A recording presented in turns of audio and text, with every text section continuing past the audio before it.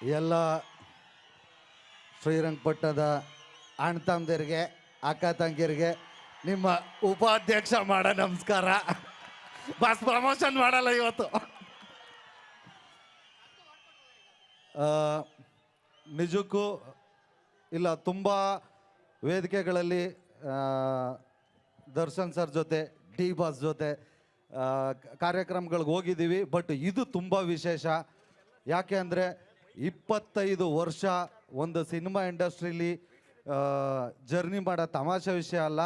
ಅಂಥದ್ರಲ್ಲಿ ಸಕ್ಸಸ್ಫುಲ್ಲಾಗಿ 25 ವರ್ಷನ ಪೂರ್ತಿ ಮಾಡಿದ್ದಾರೆ. ತಾಯಿ ಚಾಮುಂಡೇಶ್ವರಿ ಆಶೀರ್ವಾದ ಅವ್ರಿಗೆ ಯಾವಾಗಲೂ ಹಿಂಗೆ ಇರಲಿ.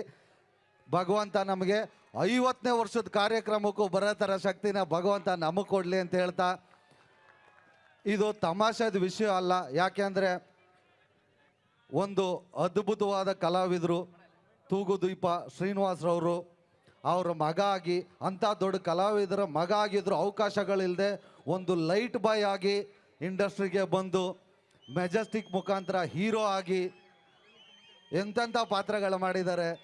ಮೆಜೆಸ್ಟಿಕ್ಕು, ಸಾರಥಿ, ಕಲಾಸಿಪಾಳ್ಯ ಇದೆಲ್ಲ ಒಂದು ಕಡೆ ಆದರೆ ಸಂಗೊಳ್ಳಿ ರಾಯಣ್ಣ, ಕುರುಕ್ಷೇತ್ರ, ನನ್ನ ಪ್ರೀತಿಯ ರಾಮು, ಈಗ ಕಾಟೇರ ವಯಸ್ಸಿಗೆ ಮೀರಿದ ಪಾತ್ರನ ಮಾಡಿ ಎಲ್ಲರ ಹತ್ರನೂ ಸೈ ಅನ್ಸ್ಕೊಂಡಿದ್ದಾರೆ. ನಿಜವಾಗ್ಲೂ ಆ ಪಾತ್ರಕ್ಕೆ ತಕ್ಕಂಗೆ ಏನೇ ನ್ಯಾಯ ಒದಗಿಸಿದ್ದಾರೆ, ಆದ್ದರಿಂದ ಚಾಲೆಂಜಿಂಗ್ ಸ್ಟಾರ್ ಆಗಿದ್ದಾರೆ. ಬಟ್ ಅದು ಮೀರಿದು ಒಂದು ಒಳ್ಳೆ ಗುಣ ಇದೆಯಲ್ಲ, ಆದ್ದರಿಂದ ಜನಗಳ ಮನಸ್ಸಲ್ಲಿ, ನಮಗಳ ಮನಸ್ಸಲ್ಲಿ ಡಿ ಬಾಸ್ ಆಗಿದ್ದಾರೆ.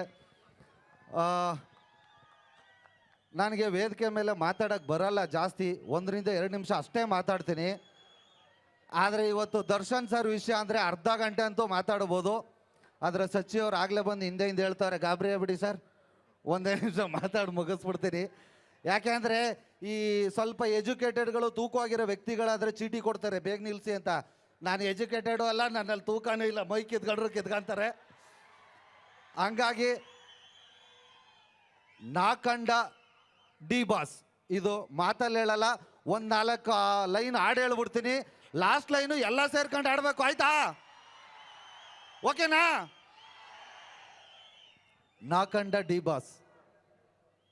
ಮೇಲು ಕೀಳು ಗೊತ್ತೇ ಇಲ್ಲ ಬಡವಾನು ಗೆಳೆಯಾನೆ, ಶ್ರೀಮಂತಿಕೆ ತಲೆಗತ್ತೇ ಇಲ್ಲ ಹತ್ತೂರ ಒಡೆಯಾನೆ, ನಿನ್ನ ಹೆಸರು ನಿಂದೇ ಬೆವರು, ತಾನು ಬೆಳೆದು ತನ್ನವರನ್ನು ಬೆಳೆಸೋ ಗುಣ, ನೇರ ನುಡಿಗೆ ಸತ್ಯದೆಡೆಗೆ ಮಾಡಿದ ಪ್ರಮಾಣ. ಎಲ್ಲ ಹೇಳಿ ಇನ್ನ ಜೋರಾಗಿ. ಸ್ವಾದಿಷ್ಟತೆಯ ಸ್ವಾದ, ತಾಜಾತನದ ಆಹ್ಲಾದ, ಉತ್ತಮ ಆರೋಗ್ಯ ಮತ್ತು ಹೆಚ್ಚಿನ ರೋಗ ನಿರೋಧಕ ಶಕ್ತಿಯ ವೃದ್ಧಿಗೆ ಈಗ ನಿಮಗೆ ಸಿಗುತ್ತಿದೆ ಉತ್ತಮ ಗುಣಮಟ್ಟದ ಪೌಷ್ಟಿಕಾಂಶ Shri Vaidik millet health mix. ಇದು ಸಿರಿಧಾನ್ಯಗಳ ಸಂಪತ್ತು.